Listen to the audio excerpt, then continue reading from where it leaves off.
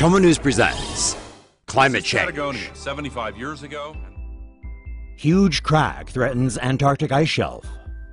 The effects of global warming have reached even the coldest corners of the world, and now threaten to collapse Antarctica's fourth largest ice shelf. The Larsen C ice shelf sits on the northernmost part of the Antarctic Peninsula and is slightly smaller than Scotland. The entire area consists of a thick sheet of ice that extends from ice caps on land and floats over deep ocean waters. Warming temperatures have caused cracks to form across Larsen C since 2011, with the rift growing 22 kilometers and widening to 350 meters in the past few months. The now 130-kilometer-long rift may soon cause about 10% of the ice shelf to break off. The partial loss of Larsen C will not itself raise sea levels, but ice being held back by the shelf may flow faster into the sea and contribute to its global rise. Scientists likewise fear that the loss of a huge chunk of ice will render the Larsen C ice shelf unstable and cause it to disintegrate, like Larsen's A and B before it. Thought climate change predictions were scary? Well, they just got a whole lot scarier. The possible effects of climate change are far worse and could come far sooner than we previously thought. So says James Hansen, a leading climate change researcher who was among the first to warn the public about the serious effects of the buildup of carbon dioxide. The former director of NASA's Institute for Space Studies, along with 18 other leading climate scientists, published a paper this week predicting rapid sea level rises could happen within decades. The team of researchers' primary claim that as the ice sheets in Greenland and Antarctica melt, a layer of cold fresh water will build up over the ocean, trapping warmer, salty ocean water with which it doesn't easily mix underneath the surface, and thereby leading to a feedback loop that causes ice shelves to melt even more rapidly, effectively slowing down and possibly shutting down ocean circulation. An idea apparently not too dissimilar from the premise of the 2004 disaster movie The Day After Tomorrow. The scientists believe that this ice melting will cool polar regions of the globe and warm areas around the equator, causing stark temperature variances that could make superstorms, such as Hurricane Sandy, which struck the U.S. East Coast with devastating effect in 2012, far more frequent. To argue their case, the researchers controversially claim that storms during the warm Eemian period 120,000 years ago were powerful enough to lift massive boulders 1,000 tons in size from the bottom of the ocean and hurl them ashore. Hansen and his team believe a multi-meter sea level rise could occur before the end of the century and envelop all of the planet's coastal cities. Despite the dire predictions, Hansen, in an accompanying video, explained that there may possibly still be an opportunity to reverse this worrying trend, saying, quote, "I doubt that we have passed the point of no return, but frankly, we're not certain of that." Global warming is killing our oceans. A new study predicts that within 15 to 20 years, human-caused deoxygenation will be felt across the world's oceans. With climate change warming sea waters, oxygen levels in the world's oceans are beginning to drop. Surface water with higher temperatures absorb less oxygen. Such surface water is also more buoyant, so oxygen is less likely to make it into deeper water. The resulting conditions are dangerous to marine ecosystems, which depend on oxygen for survival. With the threat already underway, changes in the southern Indian Ocean and parts of the Pacific and Atlantic will be felt as early as 2030. Oceans in eastern Africa, Australia, and Southeast Asia, however, won't feel the impact until the next century. Worsening the effects of deoxygenation is an increase in carbon dioxide, causing oceans to be more acidic and less habitable. Researchers say carbon emissions must be reduced if we want to slow the oxygen loss, but monitoring and understanding where the oxygen levels are dipping and how it's impacting our waters is also key. Climate change has already caused islands to vanish. A new study led by University of Queensland researchers say that changes in global climate and the subsequent sea level rise has already led to the loss of multiple Pacific islands. A team of Australian scientists say that Isabel, one of the main islands of the Solomon Archipelago, has already lost 5 of its reef islands. Another 6 islands on Isabel have declined in area by more than 20% between 1947 and 2014. Meanwhile, residents of the island of Nuatambu have been forced to relocate to the nearby main island of Choiseul because of flooding. Of the dozens of homes that once stood on Nuatambu, at least 11 have already been swept away by the rising waters. While the global average rate of sea level rise has been 3.2 millimeters per year since 1993, the Solomon Islands have experienced an average rise by about 7 to 10 millimeters per year since 1994. The research team, who published their study in the journal Environmental Research Letters on Friday, discovered that the sea level rise has destroyed villages that have existed since the 1930s and has displaced numerous communities. The melting of Greenland and Antarctica is changing the Earth's rotation. New research suggests that the melting of the ice sheets is shifting the location of the Earth's spin axis, meaning the North and South poles are moving. As ice melts in Greenland and Antarctica, the geographic North and South poles are migrating.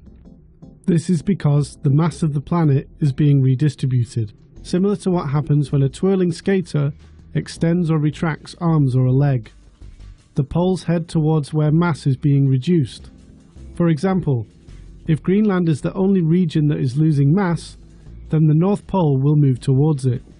In addition to the melting of the ice sheets, changing patterns in water storage on the continents also affect the direction of the polar motion. It is estimated that 40% of polar movement is affected by the loss of ice mass in Greenland, and 25% due to the loss of ice mass in Antarctica. Another 25% is influenced by changes in water storage on the continents. Up until 2000, the North Pole was moving slowly towards Canada, at a speed of around 8 centimeters per year. Now the North Pole is moving towards the UK and Europe, at a speed of up to 18 centimeters per year. The study does not directly attribute the shift in polar movement to human-caused climate change. However, it suggests global warming is a significant factor in melting polar ice mass and smaller glaciers around the world. Middle East and North Africa soon to become uninhabitable. A group of researchers believes temperatures in the Middle East and North Africa will rise dramatically over the course of the 21st century. The research suggests even if Earth's average temperature increases by 2 degrees Celsius, summer temperatures in the Middle East and North Africa will increase more than twice that. The temperature could rise to 46 degrees Celsius during daytime by mid-century, and it could be as high as 50 degrees Celsius at the end of the century. Also, heat waves could occur 10 times more often than now. The hottest period lasted for about 16 days on average between 1986 and 2005. However, these areas will experience 80 days of extreme heat per year by mid-century, and up to 118 days by the end of the century. The increasing air pollution caused by desert dust storms could make the environmental conditions intolerable, forcing people to migrate. Climate change is shrinking reindeer. Santa may need more than just 9 reindeer to pull his sleigh this year, as researchers find the iconic Arctic animals are literally shrinking. An adult reindeer in Svalbard in the Norwegian Arctic weighed 55 kilograms in 1994. In 2015, one weighed just over 48 kilograms, a 12% decrease. Before, the animals could just brush snow off and eat moss and lichen during the region's 8-month-long winters. But with temperatures going up, rain that falls on existing snow freezes, creating a hard ice that is difficult for reindeer to penetrate, which keeps them from reaching food below. Lack of calories has led to stunted growth and has caused pregnant females to either abort their young for survival or give birth to smaller calves. In summer, warmer weather brings in an abundant food supply that results in more yet smaller reindeer, as well as more competition for scarce food during winter. Scientists believe there's a possibility that even higher temperatures could lead to shorter winters, making food more available for reindeer to produce heavier offspring. For now, though, that remains a distant hope. A carbon dioxide-sucking plant just opened in Zurich. The alarming rise in atmospheric carbon dioxide has led scientists to develop removal technologies to counter climate change. One such company in Switzerland has built a plant that directly removes this carbon dioxide from the atmosphere. The Climeworks plant is located on top of a waste recovery facility, which provides it with heat and electricity. Air containing carbon dioxide and other molecules are blown through several carbon dioxide collectors. The plant currently has 18 such collectors, which are large boxes fitted with filters that capture more than 2,400 kilograms of carbon dioxide each day. Carbon dioxide binds to the amines in the filter, while other molecules pass through and return to the atmosphere. Once saturated, the filter is heated to 100 degrees Celsius, causing the carbon dioxide to unbind and be extracted. The filtration system can be reused several thousand times, allowing this process of removal and collection to be a continuous cycle. The carbon dioxide collected by the plant can be stored underground, used to help make renewable fuels and materials, or supplied to the food and beverage industry. Climeworks provides 900 tons of carbon dioxide annually to a nearby greenhouse, which has reportedly increased their crop yield by 20%. Climeworks also hopes to remove 1% of global carbon dioxide emissions by 2025. The future may be rainier than expected. A new study prepared by scientists at NASA's Jet Propulsion Laboratory shows the amount of rain in tropical regions may increase in the future due to global warming. The atmospheric general circulation above the equator is known as the Hadley Cell, which includes a wide zone of rising air. The zone has been observed to be narrowing over the past 30 to 40 years due to climate change. This causes a decrease in tropical high clouds. The decrease leads to a cooler tropical atmosphere, which then requires increased latent heating to balance the cooling from high cloud shrinkage. This leads to increased precipitation that would occur primarily over the tightened convective zones near the equator. NASA's study also highlights the intensified hydrological cycle that comes with a wet gets wetter and dry gets drier spatial pattern. That doesn't sound like a good thing, does it? Will California soon be underwater? Researchers are warning that melting ice shelves in Antarctica could cause sea levels to rise higher than expected, with the changes being most apparent in California. Scientists theorize that due to the Earth's rotation and gravitational pull, melting ice in Antarctica, particularly in the western portion, is pulled toward the California coast. This makes rising sea levels more dramatic in the region. For every foot of global sea level rise caused by the melting West Antarctic, sea levels will rise approximately 1.25 feet on the California coast. In 2100, sea levels could rise as high as 6.9 feet in San Francisco and 7.1 feet in La Jolla. The California Ocean Protection Council plans to hold a series of workshops and propose measures to address this issue. The Doomsday seed vault just got an upgrade. The repository of the world's seeds is getting an upgrade after global warming wreaked a bit of havoc. The Global Seed Vault in Svalbard, Norway, was designed to be an impregnable Arctic stronghold that would safeguard plant genealogy for the future. But rising temperatures have led to melting permafrost and heavy rain, causing flooding in the entryway. Water reportedly gushed 15 meters into the front tunnel, but promptly refroze. The seeds were not affected by the meltwater and remain safely frozen in the -18-degree storage facility. Precautions against future flooding are being taken in the facility. This includes removing heat sources such as a power transformer from the tunnel. Drainage ditches will also be dug around the mountainside, and the tunnel walls will be waterproofed for extra protection.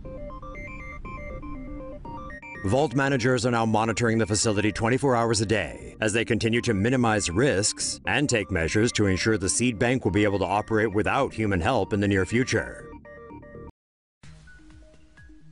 Why flights between London and New York may soon be longer. The possibility of transatlantic flights getting any longer is nothing anyone wants to hear. But a recent study by researchers at the University of Reading says that lengthier flights are becoming a real possibility due to climate change. Flights between New York and London could lengthen in response to changes in meteorological conditions in the atmosphere that affect the jet stream. Researchers say that as the atmosphere warms up due to global warming, the jet stream will become 15% faster during winter time. The stronger jet stream will boost tailwinds, which may cause flights from New York to London to be shorter than the current 5 hours and 20 minutes. However, flights from London to New York are going against the jet stream, so trips may take more than 7 hours, making the overall round trip longer. Flights are expected to take a total of 2,000 hours longer each year, which means higher fuel costs and more CO2 emissions. The estimated increase in amount of CO2 emissions is equivalent to the annual CO2 output of 7,100 British homes. Scientists say that since this jet stream circles the globe, and because there's another in the southern hemisphere, it's possible that flights elsewhere in the world will be impacted by climate change. Rising temperatures could be linked to an increase in diabetes cases. A recent study shows that an increase in cases of type 2 diabetes may be linked to global warming, including 100,000 new annual cases in the US alone. According to the Centers for Disease Control and Prevention, about 1 out of every 3 Americans will develop type 2 diabetes. A study published in the journal BMJ Open Diabetes Research and Care found that as the average annual temperature rose by 1 degree Celsius, the number of diabetes cases rose by 3.1 per 10,000 people.